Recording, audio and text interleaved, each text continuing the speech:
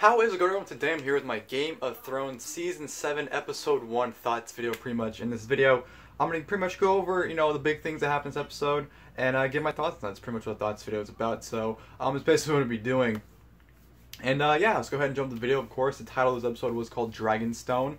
The highly anticipated episode of Game of Thrones. This is probably the most anticipated Game of Thrones episode of all time. It's been a 13-month wait, since the season 6 finale, and yeah, it's a very big deal. And I thought, for the first episode, I thought it was very good. I think the purpose of a first episode of a season, especially in this kind of series, is to pretty much get the concept of what's going on. Get characters, get their stories going, and pretty much give a glimpse of what's going to go going forward. That's what you want to do, is get their stories going, and it may be slow, may not be too eventful, and I feel like that's what the case with a lot of these first episodes.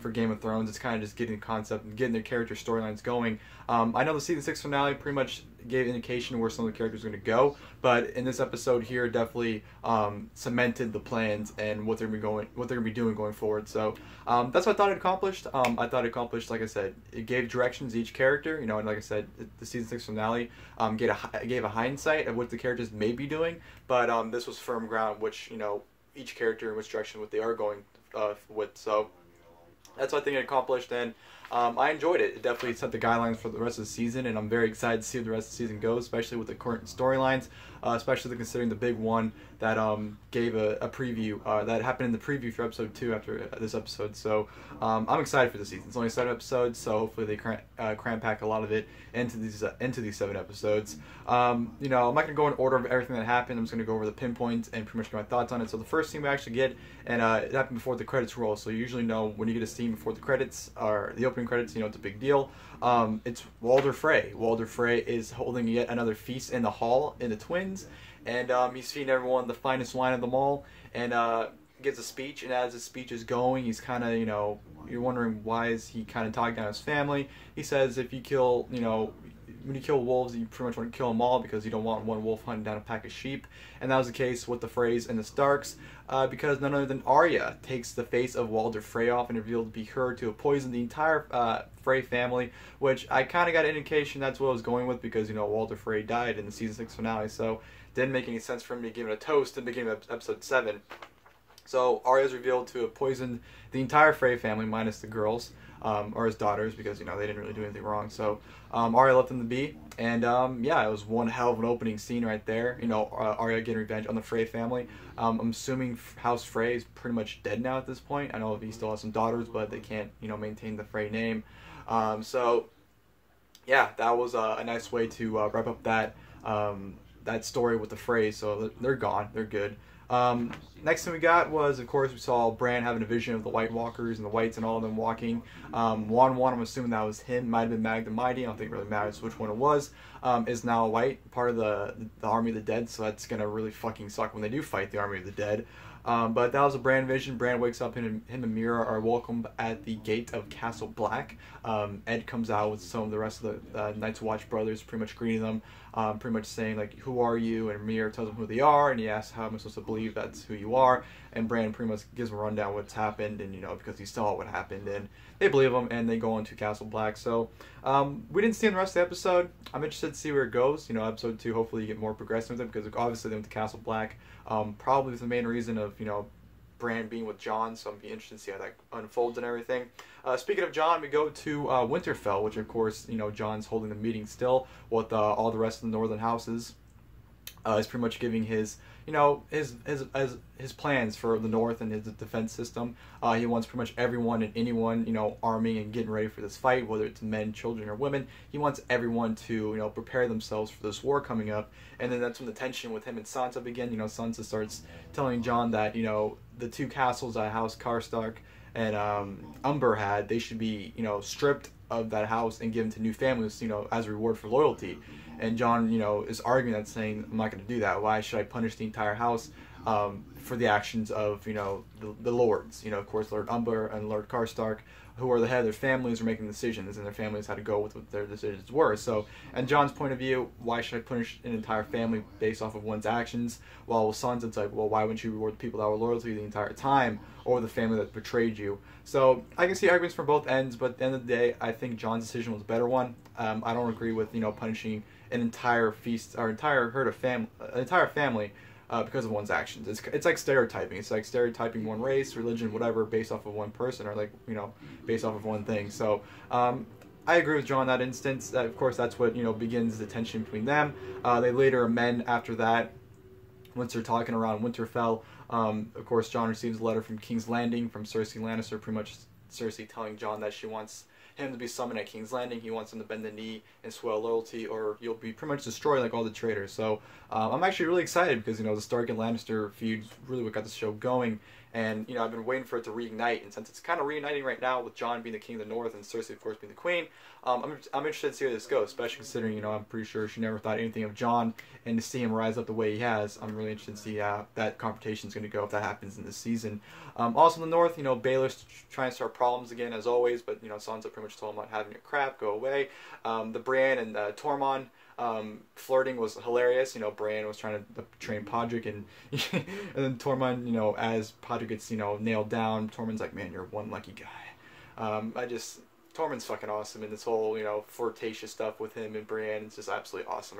It's hilarious to watch. So that's pretty much what's got going on in Winterfell.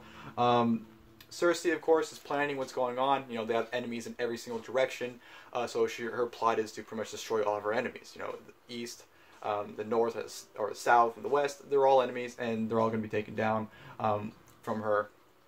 And, you know, her and Jaime are planning some plans. Euron Greyjoy enters King's Landing because, you know, Jaime's whole concern was, we have no allies at this point. Cersei goes, yes, we do. Greyjoys come, and, you know, Euron Greyjoy comes and gives her a proposal, you know, pretty much, you know, asking, you know, hey, marry me, you know, help you take the Seven Kingdoms.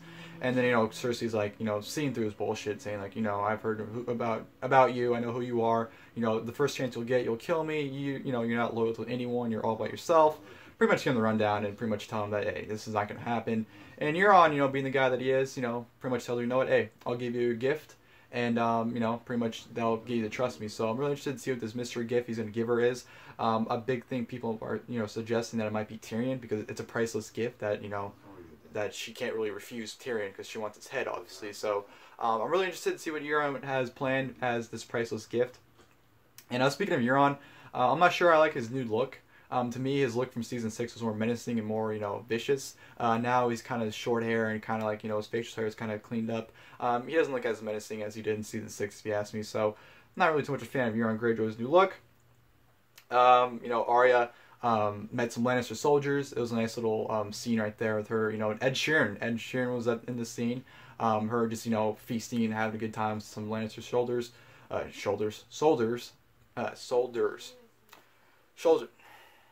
I cannot speak right now. That's how excited I am. I'm sorry. Once I get excited, I cannot speak. That's why if I've been you know, stuttering or tumbling from my words. I'm excited. I'm very, very excited about Game of Thrones being back. So, excuse me for my stuttering and just not be able to pronounce words and talk properly. So, yeah, she's hanging out with them, having a good time. So that was a nice little scene right there. And she joked that she's going to kill the queen. That's why she went to King's Landing. They all laughed about it. And, yeah, that was a fun little scene there. Poor Sam at the Citadel is doing all these gross and disgusting things, cleaning shit, you know, feeding people, just a funny, like, little montage of things Sam has to do to pretty much earn his way to being a maester. So that was, you know, poor guy, but it was funny to watch him suffer a little bit. You know, he was helping one of the maesters, you know, clean a body up, weigh some of the organs and whatnot. You know, Sam was trying to convince him to give him, you know, keys to the forbidden part of the library, which, you know, the maesters was like, you know, why should I give it to you?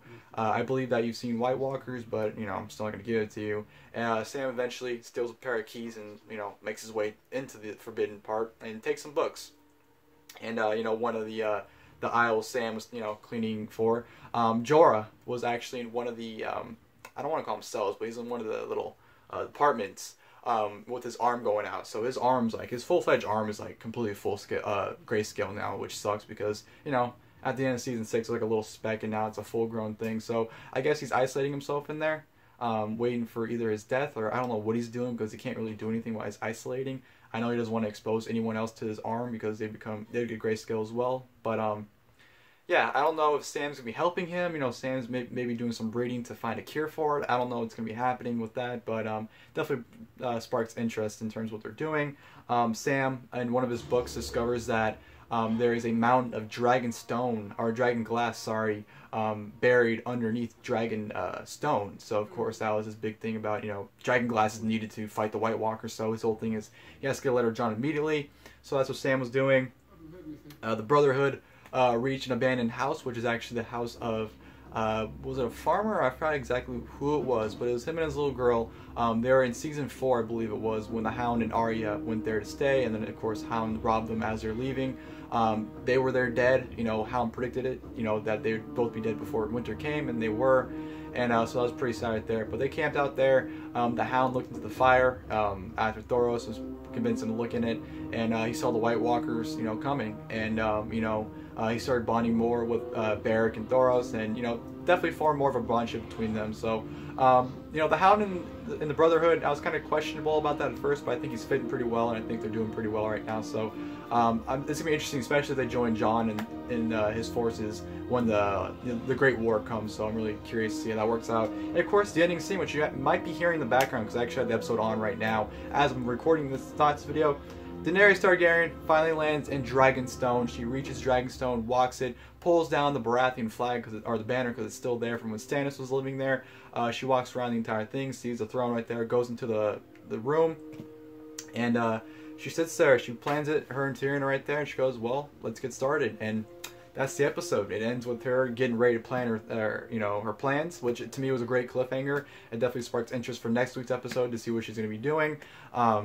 Yeah, you know, Dragonstone, you know, episode is appropriately called Dragonstone. You know, a lot of things were based around that. Of course, Daenerys landing there, and of course, you know, a bunch of dragon glass being located in Dragonstone. So I thought a lot of things was great. Like I said, it set up the season perfectly, in my opinion. You got definitely directions of each person, even though you might have gotten a hint after season 6. But here, you definitely got a firm prospect of which, you know, direction each character is going in. Everyone's preparing for winter, which I thought was a nice touch as well. To see everyone, you know, kind of like, you know, winter's finally here, what do we do now? So I thought it was a good start of season 7. You know, I wasn't expecting a bunch of things being jam-packed in the first episode. Definitely got to save everything for season 7, so you just can't go out there and have a jam-packed explosive premiere, because, you know, the season 6 finale was a jam-packed explosive finale. A lot of stuff happened, so you can't expect something that so much happened in season 6, the finale. You can't expect that to happen in season 7 opener. So I definitely feel like a lot of progression will come. But it's all about, you know, waiting it out and seeing how it all plays out. So, like I said, I thought it was a great, you know, first episode. I'm very excited for next week. Like I said, the first thing you saw in the preview was Sir Royce telling Jon that you cannot trust a Targaryen. So, Jon and Daenerys, you know, talks are going to be happening as soon as next week, which I'm very excited about. You know, Jon and Daenerys are two people I've always wanted to see meet together, and honestly end up together. I've always wanted to see them, you know, be a couple, even though they're related, but, you know, doesn't really matter in Game of Thrones if they're related or not. So I'm excited for that. I'm excited for the eventual meeting. Yeah, next week's episode should be even better than this week's, because episode 2 usually is a lot better than the first one. I felt that way with almost every season so far, but the second episode is definitely a big lift from the first one. So it should be a great episode next week as well, Stormborn, so I'm really excited for that. And I hope you guys are excited for this season as well. I'm very pumped for it. It should be a great season. I know it's the second to last one, so they're definitely going out the bang. Everything's coming to an end, and I couldn't be more excited. Not excited that it's ending, but I'm just, you know, excited in general. So hope you guys enjoyed the video. If you guys did, please leave a like below. And as always, I'll see you guys next time. Thank you guys for watching the video.